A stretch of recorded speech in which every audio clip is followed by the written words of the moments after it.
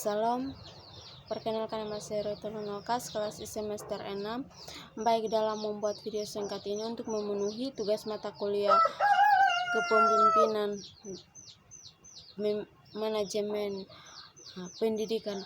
Jadi, pengertian kepemimpinan menurut ahli menurut Terry Hodge dalam Kartono 2003, kepemimpinan yaitu kegiatan atau seni mempengaruhi orang lain agar bekerja sama yang didasarkan pada kemampuan orang tersebut untuk membimbing orang lain dalam mencapai tujuan-tujuannya yang diinginkan kelompok. Yang berikut, menurut Hikmat 2009, kepemimpinan adalah proses pelaksanaan tugas dan kewajiban individu.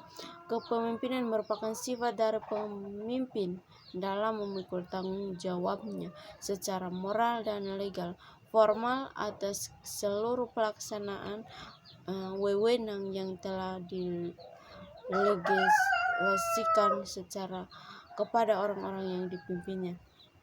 Jadi yang berikut, Owen dalam Sudarmiani 2009 tentang mengumpulkan kepemimpinan sebagai fungsi kelompok non-individu terjadi dalam interaksi dua orang atau lebih. Jadi di mana seseorang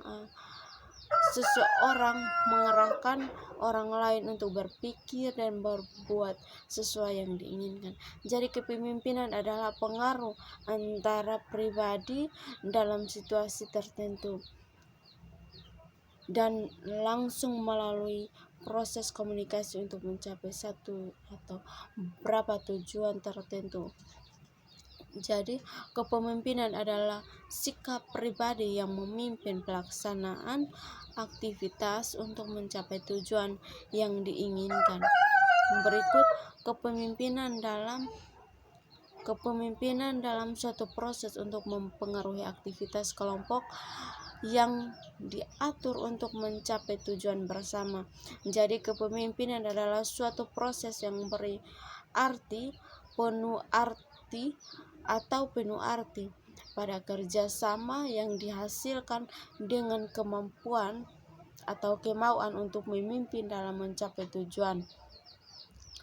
Jadi atas dasar itu, dapatkah kiranya definisi kepemimpinan untuk mudah dipahami, yaitu merangkai kegiatan penata berupa kemampuan mempengaruhi perilaku orang lain dalam situasi tertentu agar tersedia bekerja sama untuk mencapai tujuan yang telah diterapkan.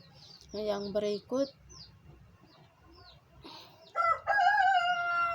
berikut pengertian manajemen.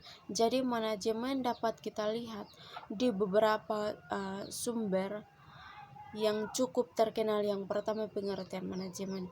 Jadi menurut Kamus Besar Bahasa Indonesia, penggunaan sumber daya secara efektif untuk mencapai sasaran atau pimpinan yang tanggung jawab atas jalannya perusahaan dan organisasi.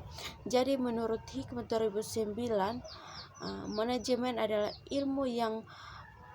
ilmu dan seni mengatur proses pemanfaatan sumber daya manusia secara efektif yang didukung oleh sumber-sumber lainnya dalam suatu organisasi untuk mencapai tujuan tertentu, sedangkan orang yang memimpin organisasi itu disebut manajer.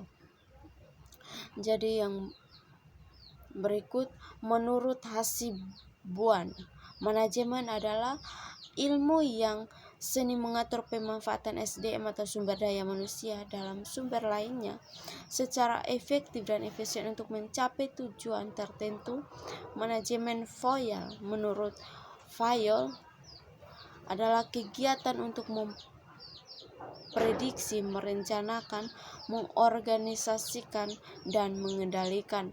Jadi yang berikut ada beberapa definisi di atas dapat menyimpulkan bahwa manajemen merupakan suatu sistem yang di setiap komponennya menampilkan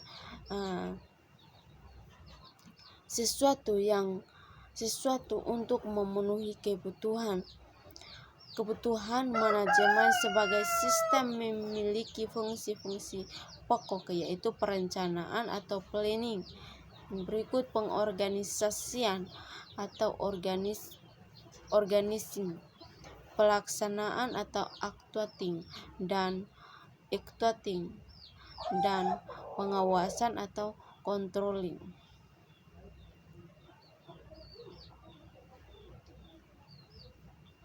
Berikut perbedaan antara kepemimpinan dan manajemen. Dalam kepemimpinan, yaitu mengarahkan pada kemampuan individu, terus dalam manajemen, yaitu mengarahkan pada sistem dan mekanisme.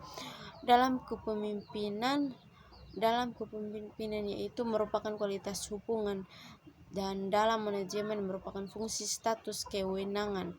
Berikut kepemimpinan diarahkan untuk mencapai tujuan, terus dalam manajemen diarahkan untuk mencapai tujuan.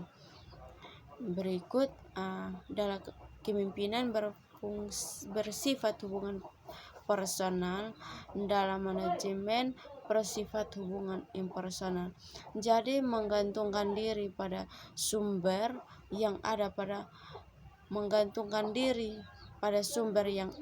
dirinya, menggantungkan diri pada daya dan dana yang ada pada.